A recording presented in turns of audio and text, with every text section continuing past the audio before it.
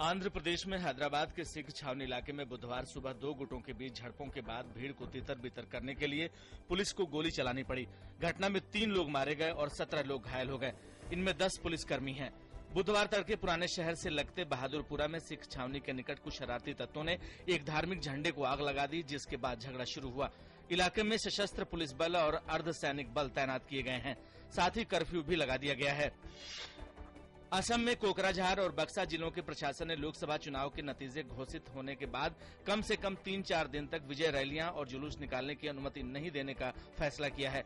इलाके के चुनाव और प्रशासनिक अधिकारियों ने बताया कि शुक्रवार को मतगणना के दिन सभी आवश्यक एहतियाती कदम उठाए जाएंगे। इस बीच केंद्रीय बलों की 30 अतिरिक्त टुकड़ियां बोडोलैंड क्षेत्रीय जिले में तैनात कर दी गई हैं। उत्तर प्रदेश सरकार ने लोकसभा चुनाव में विजयी प्रत्याशियों पर हमले की आशंका जताते हुए खासकर अति विशिष्ट प्रत्याशियों की सुरक्षा पर विशेष नजर रखने के निर्देश दिए हैं। प्रदेश के मुख्य सचिव ने संबंधित सभी अधिकारियों को निर्देश दिए हैं कि 16 मई को लोकसभा चुनाव की मतगणना के बाद विजय जुलूस निकालने पर लगाए गए प्रतिबंध को सख्ती से लागू किया जाए। साथ ही नतीजे आने के बाद कम से कम 15 दिनों तक विशेष सतर्कता बरती जाए।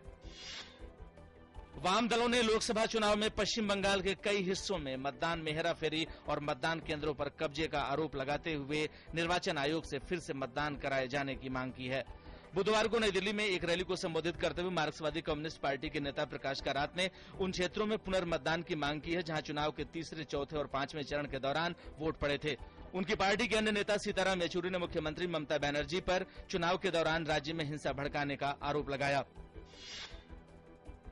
मणिपुर पूर्व के मुख्य न्यायिक मजिस्ट्रेट ने इरोम चानू शर्मिला को दिल्ली की अदालत में 27 मई को उपस्थित होने के लिए इजाजत दे दी है। उनके खिलाफ आत्महत्या की कोशिश का आरोप है। शर्मिला 4 नवंबर 2000 से विशेष शस्त्र अधिकार अधिनियम 1958 को हटाने की मांग को लेकर हड़ताल पर हैं। उन पर आईपीसी की धारा 309 के तहत कार्यवाही की गई है।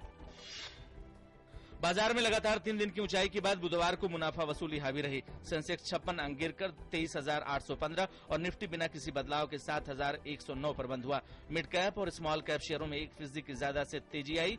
ऑयल एंड गैस शेयर 0.75% गिरे। Capital goods, health care, IT share 0.3% कमजोर हुए। ऑटो और तकनीकी शेयर सुस्त रहे। वहीं reality, metal, consumer durables share 4.3 से 2.3% उछले। पावर, एफएमसीजी, बैंक शेयर 0.8 से 0.3% मजबूत हुए। देश भर में बुद्ध पूर्णिमा का पर्व श्रद्धा और उल्लास के साथ मनाया गया। बिहार में बोध गया के महाबोधि मंदिर में सवेरे से ही पूजा अर्चना के लिए बौद्ध भिक्षुओं और श्रद्धालुओं की भीड़ लगी हुई है। बुद्ध जयंती के अवसर पर धार्मिक जुलूसों और अन्य कार्यक्रमों का आयोजन भी किया गया। खराब मौसम के कारण रुकी हुई बद्रीनाथ यात्रा बुधवार को फिर शुरू हो गई।